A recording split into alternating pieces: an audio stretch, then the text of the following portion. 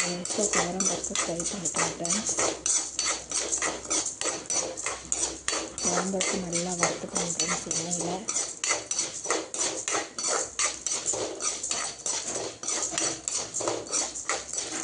வறுப்பட்டாங்க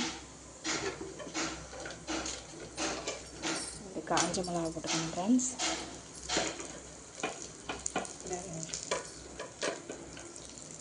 3 பல்லு பூண்டு போட்டுக்கணும் ஃப்ரெண்ட்ஸ்.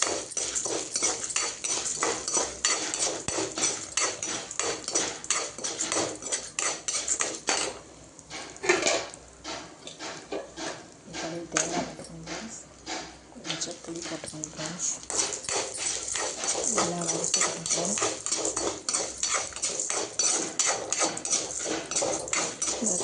துவையல் வந்து ரசம் சாதம் இதுக்காக ரொம்ப நல்லாயிருக்கும் ஃப்ரெண்ட்ஸ். ஒரு முறை ட்ரை பண்ணி பாருங்கள் ஃப்ரெண்ட்ஸ். நல்லா வதக்கிக்கிட்டு துவரம்பருப்பு துவையல் நல்லாயிருக்கும் ஃப்ரெண்ட்ஸ்.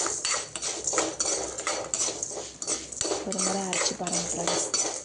ரசம் சாதம் தயிர் சாதம் இதுக்கெல்லாம் துவையல் நல்லாயிருக்கும் ஃப்ரெண்ட்ஸ். நல்லா வறுப்பட்டோன்னே சிம்மிலே வச்சு ஃப்ரை பண்ணுங்க ஃப்ரெண்ட்ஸ். பண்ணிட்டு நிப்பாட்டிங்க ஃப்ரெண்ட்ஸ்.